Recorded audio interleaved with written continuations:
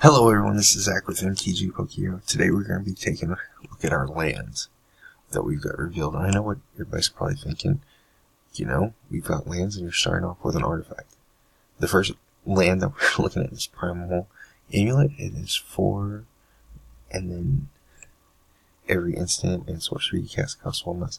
Whenever you cast an instant or sorcery spell, put a charge counter on Primal Amulet, and then when there are 4 more charge counters, you may remove it and transform it, which then gives us our very first land, Primal Wellspring. Add 1 mana of any color to your mana pool. When the mana is spent to cast an instant or sorcery spell, you may copy it, and you may choose new targets for that copy. A lot of people are talking about this card in particular for standard. Honestly, I think it's kind of slow. Granted, you get to basically spell, or what is it called, reverberate a card, but all in all it's too slow, and you're not going to waste your time trying to get this thing to go off. The next one's Treasure Map. So for 2, and you can pay 1, tap it, scry, put a landmark counter on Treasure Map. Then if there are 3 or more landmark counters, you may remove and transform Treasure Map and create 3 colorless treasure tokens, which ends up transforming to Treasure Cove. You can tap it for a colorless, or you can tap it, sacrifice treasure, and draw a card. Basically, if you get a bunch of treasure tokens, this would do pretty good, but you have to. I don't think it's really going to be doing okay. It'll be doing really good in limited, but I don't think we'll ever see standard play. Maybe in EDH for the Pirate Commander deck, but that's about it. The next one is Thematic Compass. For 2, you get an artifact. It's 3, and tap it. Search your library for a basic land card, reveal it, and put it into your hand, then shuffle your library. At the beginning of your end step, if you control 7 or more lands, transform Thematic Compass, and it turns into Spires of Oraska. You may tap it, and then add a colorless mana, or you can tap it and untap target attacking creature an opponent controls, and then remove it from combat. It's pretty decent. It'll mess up combat a lot. All in all, though, I think it's okay. Limited for sure, but standard maybe, just kind of depending. You'll see this in EDH. The next one is Conqueror's Galleon. For 4, whenever Conqueror's Galleon attack, exile it until end of combat, then return it to your battlefield, transform. When you control a crew of 4, 2 for a 2/10. That's pretty decent stats right there. But when it transforms, it turns into Conqueror's Foothold. Tap, add a colorless mana, pay 2, tap, draw a card, and then discard a card. 4 to draw a card, and then 6 to return target card from your graveyard to your hand. This card is really good in EDH just because you can bring stuff back that you've already played. To give you a couple extra copies of a card. All in all, though, I think that's probably where I'll see the most play at. It is in EDH. You don't want to really play it for standard. It's really slow. Limited should be pretty good. So basically limited in EDH. The next one everybody's been going crazy about because we've got 4 different tribes we can deal with, and they all need mana fixing. This is Unclaimed Territory. Whenever it enters the battlefield, choose a creature type. Add a colorless from your mana pool, or add 1 color of any to your mana pool. Spend it on only the chosen creature spell of your chosen type. It's going to go in all. If you get this card in limited, you need to keep it. It's great. These are going to be play sets in standard. Maybe you've heard about these going in modern, legacy. That's a really good card. It's basically Cavernous Souls without the ability to prevent them from being countered. Great card. You'll want to play it all the time. The next is a reprint. We've got Sun Petal Grove. It's what we used to call check lands. It's pretty decent. We'll probably see it in dinosaur decks, a couple of the token decks. If green-white tokens is still a thing, maybe. All in all, pretty decent.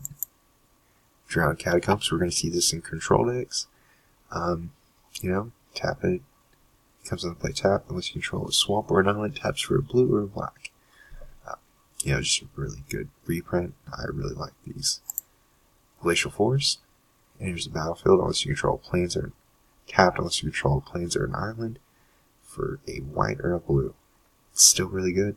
And then, I forgot to mention this, but the first 4 cards kind of tell the story of how the lands came out, because then you find like an artifact for the place, then you have to find a map how to get there, the compass to lead you, and then the ship. This is just something I should have mentioned earlier, but I forgot. I thought I'd go ahead and put that in there now. We also have Dragon Skull Soul that came back. Check land, just reprint. Really good, and it kind of gives us a little hint about something I'm going to be talking about in a video here. Whenever it enters the battlefield, if you control a mountain or swamp, it comes into play untapped. Tap for black or red, and then I'll be talking about the little bitty flavor text down there at the bottom in another video. The next one is Rootbound Crag, and I love how you can see Regisaur Alpha is up at the top, roaring. I think that's really good. It screams that it has to go in the dinosaur tag. Comes and enters the battlefield tapped unless you control a mountain or a forest for red and green. It's still cool just with the dinosaur roaring. It's very Jurassic Park-ish. The next is Agwil's Bloodfast for 1 and a black. You get a legendary enchantment that you pay 1 and a black. Pay 2 life, draw a card. At the beginning of your upkeep, if you have 5 or less life, you may transform it, and it turns into Temple of Alakastos.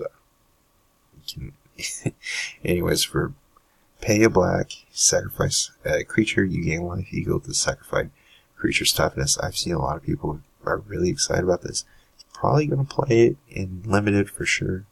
I don't know about standard yet. We'll have to see. I think it's pretty interesting. I've heard people talking about it in modern.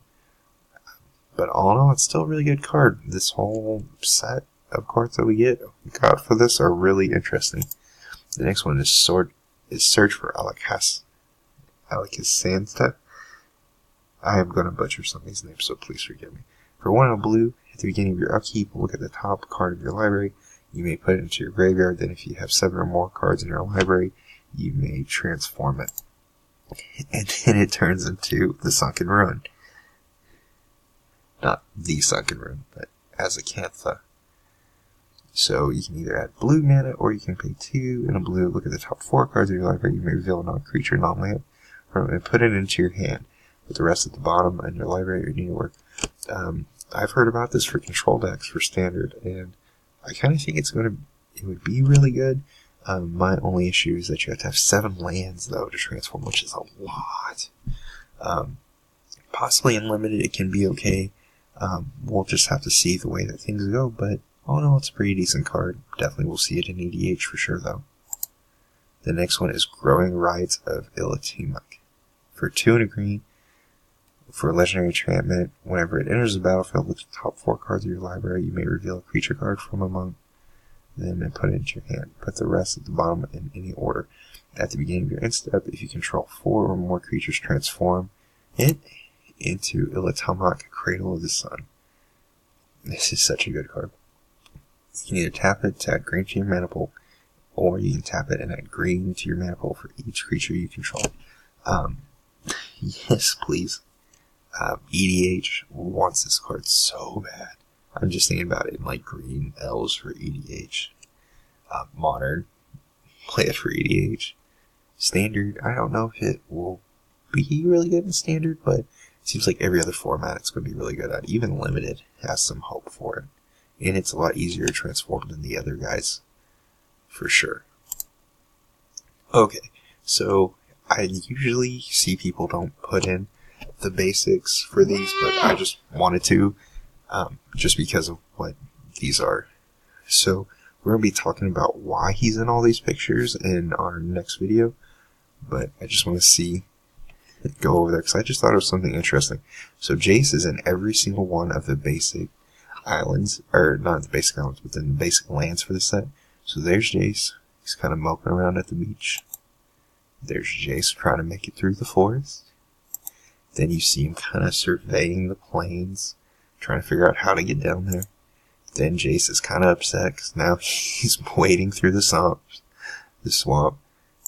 And then you have Jace just looking over the mountains, trying to figure out what in the world has just happened.